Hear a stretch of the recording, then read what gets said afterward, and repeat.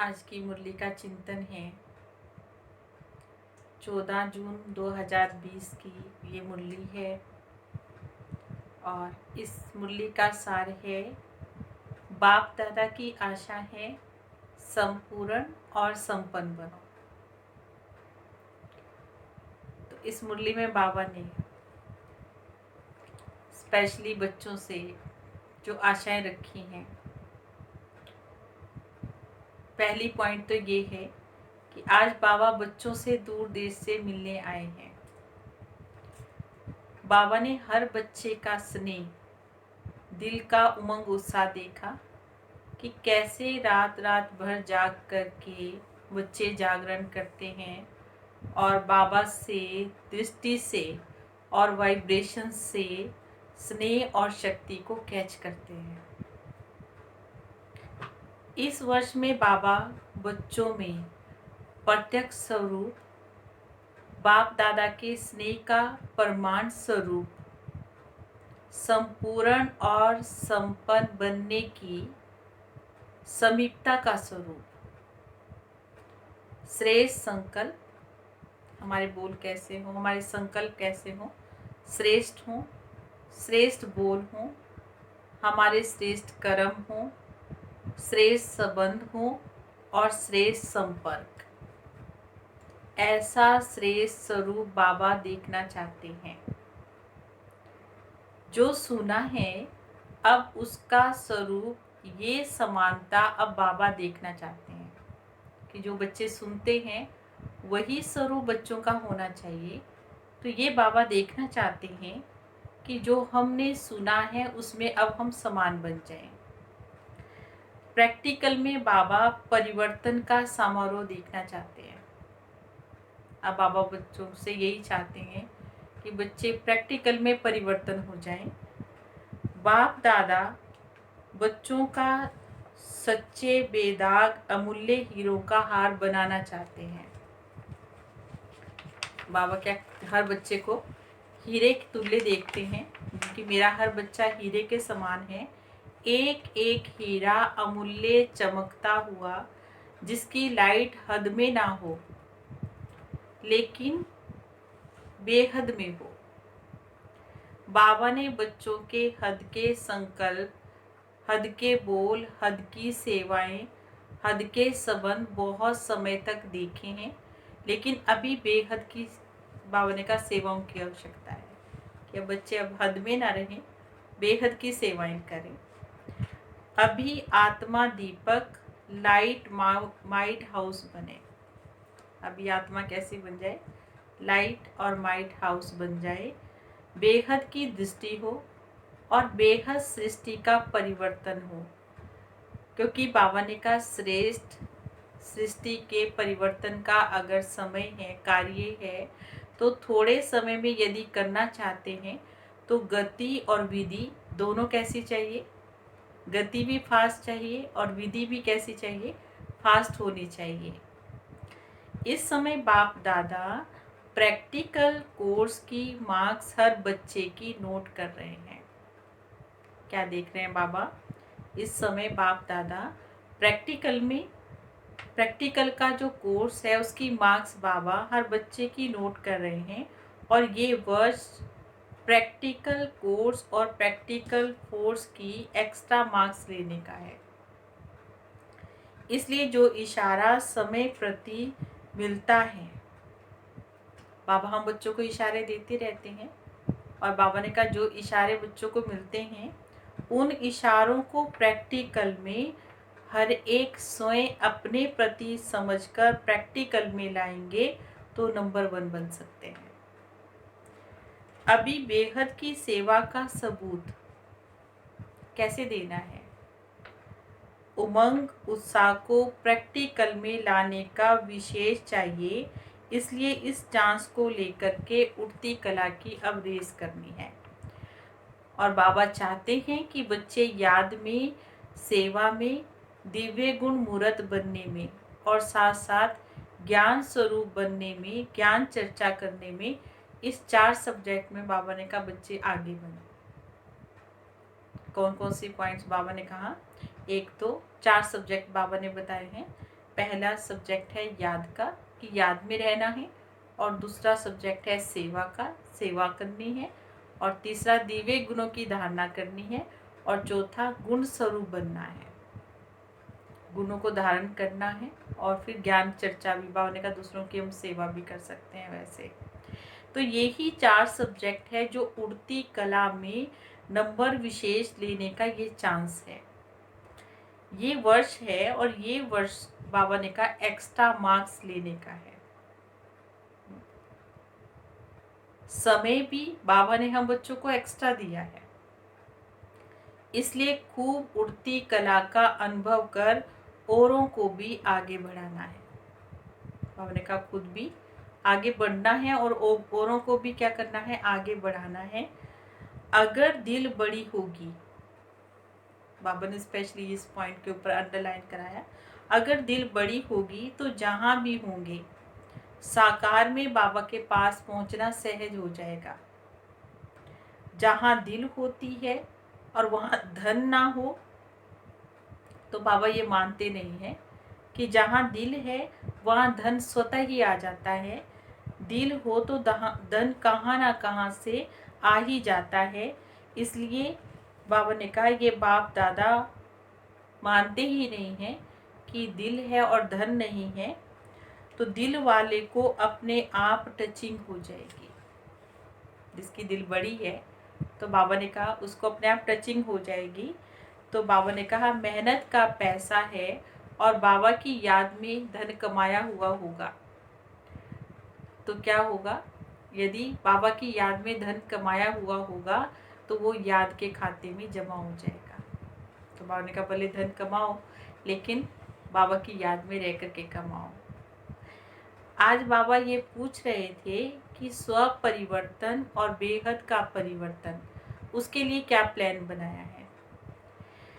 तो बाबा ने कहा सेवा का प्लान अपने स्थान का तो सभी बना लेते हैं और सब करते भी हैं, लेकिन बाबा ने ये कहा कि यदि निमित्त हो और बेहद के प्लान बनाते हो, ऐसा बुद्धि में इमर्ज होता है कि हम बेहद की सेवा हमें करनी है और हम निमित्त आत्माएं हैं।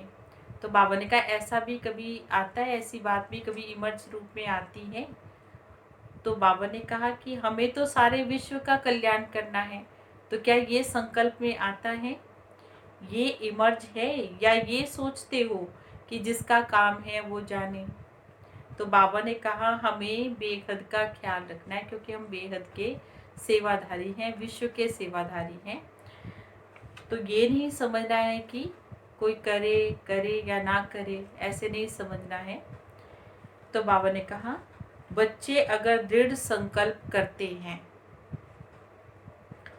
लेकिन दृढ़ संकल्प कहने में आता है, बाबा ने आज ये पॉइंट कही कि दृढ़ संकल्प बच्चे करते हैं, लेकिन जब दृढ़ संकल्प करते हैं वो केवल संकल्प मात्र ही होता है। क्योंकि अगर संकल्प मात्र ना हो तो फिर परिवर्तन हो जाए, लेकिन क्या होता है, हम संकल्प तो करते हैं लेकिन परिवर्तन तो होता ही नहीं है। तो बाबा ने कहा सोचना और करना दोनों समान होना चाहिए, कि हमने सोचा और वो हमने किया, प्रैक्टिकल में किया। तो प्लान और प्रैक्टिकल दोनों ही साथ में होने चाहिए, कि प्लान तो हमने बहुत अच्छे अच्छे बना लिए लेकिन बाबा ने कहा प्रैक्टिकल में हुआ नहीं। तो प्लान और बाबा ने कहा ये संकल्प और हमारे जो प्लान होते हैं वो प्रैक्टिकल में होना चाहिए, लेकिन प्रैक्टिकल में बाबा ने कहा समस्याएं बहुत आएंगी और मेहनत भी बहुत होती है उसमें, और समाना भी बहुत कुछ पड़ता है। लेकिन यदि हमारा लक्ष्य मजबूत है और हम प्रैक्टिस में सदा आगे बढ़ते रहेंगे, क्या समझाया बाबा ने कहा, प्रैक्टिकल में अगर हमारा लक्ष्य ये मजबूत हो जाता है तो हम स्वतः ही आगे बढ़ते जाएंगे। नहीं तो क्या होगा, जब भी इकट्ठे होंगे ना और किसी को देखेंगे तो फिर सोचेंगे कि संकल्प तो हमने किया था लेकिन उतना नहीं हुआ जितना हम चाहते थे, परिवर्तन तो करना चाहते थे लेकिन होता नहीं है। तो फिर ऐसे से संकल्प मन में आएंगे जब भी हम एक संगठन में मिलते हैं, एक दूसरे को देखते हैं। तो बाबा ने कहा फिर उसके लिए बाबा कहते हैं जो ओटे सो अर्जुन, जो करेगा सो पाएगा। तो इसलिए बाबा ने कहा पुरुषार्थ खुद का ही हमें खुद को ही करना ही होगा। तो यदि एक भी परिवर्तन और निमित्त परिवर्तन करने के निमित्त बन गया, तो उसको देख करके औरों को भी उमंग गुस्सा आ जाएगा कि देखो ये बदल सकता है तो मैं क्यों नहीं बदल सकता। तो स्पेशली इस बात पर अटेंशन देना है कि हर कर्म करने से पहले हमें ये लक्ष्य रखना है कि मुझे स्वयं को संपन्न और सैंपल बनाना है। क्या लक्ष्य रखना है कि मुझे क्या बनना है, सैंपल बनना है, और स्वयं को क्या बनाना है, संपन्न बनाना है। लेकिन क्यों नहीं बन पाते? जब हम एक दूसरे को देखते हैं, क्योंकि जब हम संगठन में रहते हैं तो एक दूसरे को देखते हैं तो अलबेलापन आ जाता है, और इससे फिर क्या हो जाता है कि इससे हमारा जो उमंग उत्साह होता है ना कुछ करने का भी, वो भी ख़त्म हो जाता है। क्योंकि संगठन में फ़ायदा भी होता है तो नुकसान भी होता है, क्योंकि हमें बहुत सारे, हम सबको देखते हैं और कोई किसी का पुरुषार्थ कच्चा भी होता है, तो उसको देख करके हम सोचते हैं कि ये भी तो ऐसा कर रहा है, अगर मैंने किया तो कौन सी बड़ी बात हो गई। तो ऐसे से देखते हुए क्या होता है, उमंग उत्साह कम हो जाता है और पुरुषार्थ भी ढीला पड़ जाता है। तो इसलिए तो संगठन में अलबेलेपन का ये नुकसान हो जाता है, अलबेलापन हमारे अंदर आ जाता है। तो हमें ये लक्ष्य रहे कि मुझे करना है, मुझे करके औरों को भी कराना है, कि मैं खुद भी परिवर्तन करूँगा और दूसरों को भी परिवर्तन करूँगा। तो इससे क्या होगा, हमें उमंग उत्साह रहेगा करने का भी और कराने का भी। तो हमें बार बार इस लक्ष्य को इमर्ज करना है, लक्ष्य रखना है, और अगर हमने प्रैक्टिकल नहीं किया तो लक्षण भी नहीं हमारे अंदर आएंगे। तो लक्ष्य को समय प्रति समय इमर्ज करते रहो। क्या समझा है बाबा ने कहा कि लक्ष्य समय प्रति समय इमर्ज करो। लक्ष्य के साथ लक्षण भी हमें बाबा बार बार उसको याद दिलाते रहना है कि हमारे अंदर लक्षण आया, जो हमने लक्ष्य रखा था, तो उसको बार बार इमर्ज करते रहना है। तब हम शक्तिशाली भी बन जाएंगे, नहीं तो हम साधारण ही रह जाएंगे। तो इस वर्ष, हर वर्ष को यही समझना है, हाँ, इस वर्ष क्या करना है, हर एक को अपने आप को यही समझना है कि हमें सिंपल बनना है और सैंपल बनना है।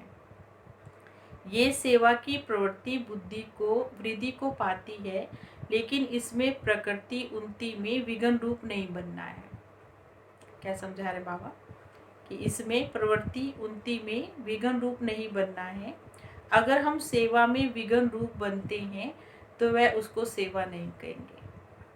तो बाबा ने कहा संस्कार तो भिन्न भिन्न है, सबके अपने अपने वैरायटी संस्कार है, लेकिन इन संस्कारों को भी हमें मिलाना है, मिला करके चलना है। क्योंकि बाबा ने कहा संगठन तभी मजबूत होता है कि अगर हमारे भिन्न भिन्न संस्कार हैं, लेकिन उन संस्कारों को अगर हम मिला करके चलते हैं तो क्या हो जाता है, तो ही क्या हो जाता है, तभी परिवर्तन होता है। जैसे देखो जगदम्बा को देखा, उनको भी क्या था, उनके अपने संस्कार थे, बाबा के संस्कार अपने थे, दादियों के अपने संस्कार थे, लेकिन क्या थे, संस्कार भले भिन्न भिन्न थे, लेकिन उन्होंने क्या किया, संगठन को स्नेह से मजबूत बनाया है। तो ये क्या है, स्नेह का सबूत है। सेवा वर्तमान और भविष्य दोनों को श्रेष्ठ बनाती है। जो हम सेवा करते हैं उससे हमारा वर्तमान भी अच्छा बनता है और हमारा भविष्य भी श्रेष्ठ बनता है। तो बाबा ने कहा सेवा का बल भी कोई कम नहीं है। बाबा कहते हैं याद और सेवा दोनों का बैलेंस हो, कि जब हम सेवा कर रहे हैं तो ये ना कहें कि हम तो याद करना ही भूल गए। तो बाबा ने कहा फिर वो सेवा किसी अर्थ नहीं रह जाती है। तो बाबा ने कहा सेवा भी करनी है और याद भी इकट्ठे करना है, क्योंकि अभी ऐसा समय नहीं रहा है कि हम सेवा कर रहे अलग और फिर हम याद करने के लिए अलग बैठे। तो बाबा ने कहा जो भी हम सेवा कर रहे हैं उसमें याद का रहना जरूरी है। तो याद में रह करके हम सेवा करें, तो उससे हम अनुभवी भी बनेंगे और क्या होगा, सफलता भी हमको मिल जाएगी। तो अच्छा, तो बाबा ने आज का वरदान बताया कि कर्मों की गति को जान, गति सदगति का फैसला करने वाले, मास्टर दुख हरता सुख करता भव। कर्मों की गति को जान, गति सदगति का फैसला करने वाले, मास्टर दुख हरता सुख करता भव। अभी तक अपने जीवन की कहानी को देखने में और सुनाने में बिजी नहीं रहो। बल्कि हर एक के कर्म की गति को जान, गति सद्गति देने के फैसले करो। मास्टर दुख हरता सुख करता का पाठ बजाओ, अपनी रचना के दुख अशांति की समस्या को समाप्त करो। उन्हें महादान और वरदान दो। बाबा ने क्या कहा? उन्हें क्या दो? महादान और वरदान दो। खुद सुविधाएं ना लो, अब तो दाता बन करके देना है। यदि सेल्वेशन के आधार पर स्वयं की उन्नति और सेवा में अलग काल के लिए सफलता प्राप्त भी हो जाएगी तो आज महान होंगे, कल महानता की प्यासी आत्मा बन जाएंगे। और स्लोगन है, अनुभूति ना होना ये युद्ध की स्टेज है। अनुभूति ना होना ये युद्ध की स्टेज है। योगी बनो, योद्धे नहीं बनो। योगी बनो, योद्धे नहीं बनो। ओम शांति।